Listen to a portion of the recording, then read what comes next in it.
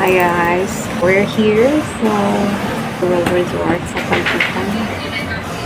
And we'll be having our year-end evaluation sa mga secretary.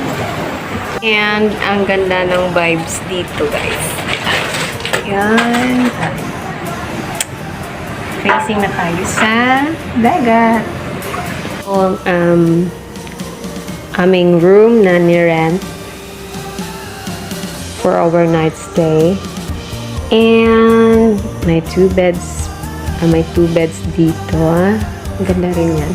And also, kapag bubuksan mo ito, yan, beachfront na.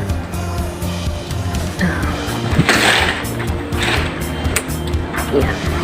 Wow! Yan siya guys. Yan. So, getting back in, they have this kettle, electric kettle, and ito included din ito yata sa sa room. Ito binili na namin aming kasama. So they have ref also, and yung CR niya. Yan, split type. And dito naman sa going sa CR is my mirror. Dim lang yung ginagamit dito na ilaw. They also have this hanger, wood hanger. Steel. And then let's get inside. Wow! Ayan po ang kanyang loob. And then dyan po yung shower. May konting bintana dito. And the shower. Ayan. Okay. They also have television here. Yeah. Hi guys, good morning.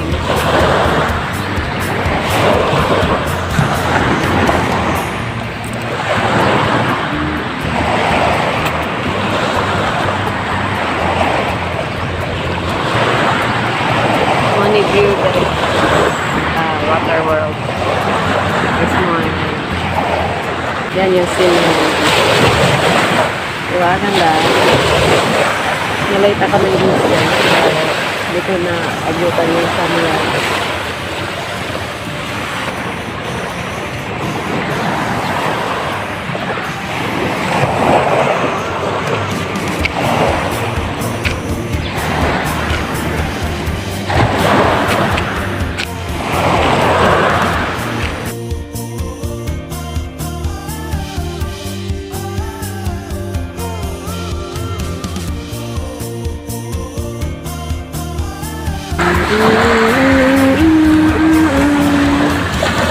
Ligo ko gabi eh.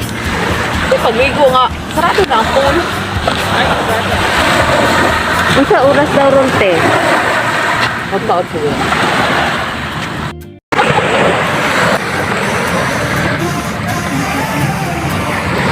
Ano mga rooms dito?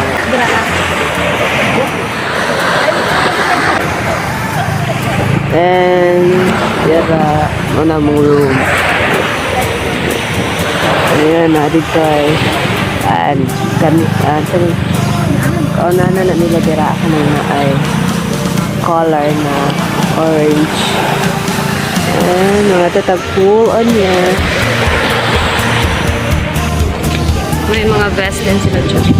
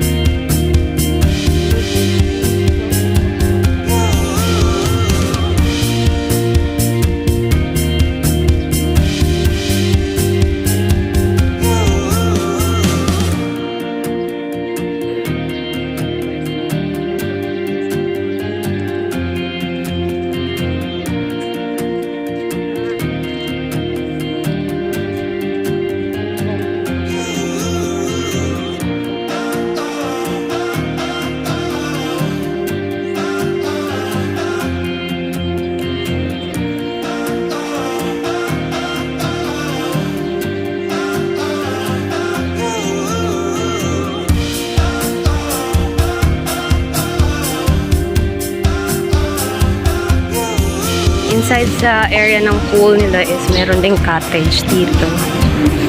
Hindi ko na alam kung magkano. Oh, ayan.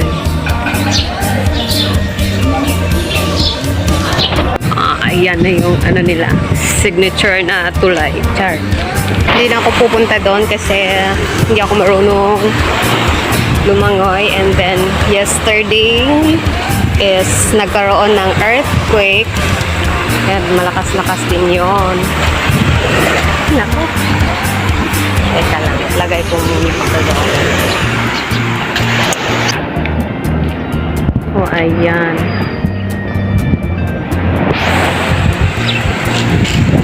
And dito, yan. And then dito, yan yung canteen. Pwede ka rin dito breakfast.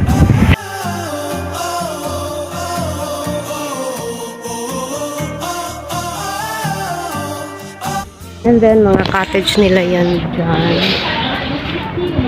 Ay, ano rin, may basketball court.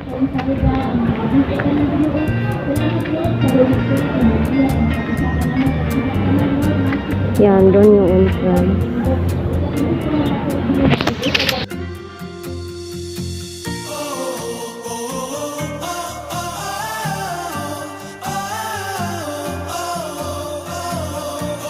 Ayan, yung standard rates nila sa mga rides yata. Yan. And then this one is, ano naman, water sports activities.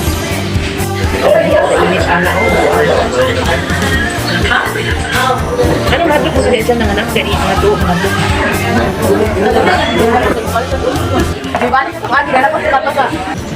Tagal ng food. Ano po siya kung naman? Maraming ganyan na lang buntag ng giluto. Yung breakfast, up until now, 750, 120. Ay, unsa din. Wala pa rin yung food namin. Natingala kay ko ni Sugar free. Che, ligo to mga 5 che. Kaya pa rin eh. Kuan pa. Lagyan ang may the rest nila dyan. Kita wala pa lawa. Bottom ng betox. Nakakainin. Lasasya na. Wala pang pagkain. Nalibre pa mahal ka. Yan. Wow! Eto na, meron akong food. Pero yung order ko yesterday for today's breakfast is plain rice.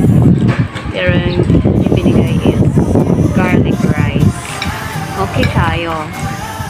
Walang sugar. Mahilig ka sa matamis, so mag-bring ka na lang. Okay, uuwi na po kami. Have a great day! Oh, ayan. Ganda din. So, yun guys, nakauwi na po ako dito sa bahay. So, nag-prepare din po ako ng list sa tanong na mag-e-enjoy ka ba sa stay mo sa Water World. So, unahin natin yung room accommodation. Yung room accommodation ko is very neat and clean. Especially yung CR nila. Nakaka-comfort din talaga. So, thumbs up po sa kanilang room accommodation. And, kalawa po is yung vibes na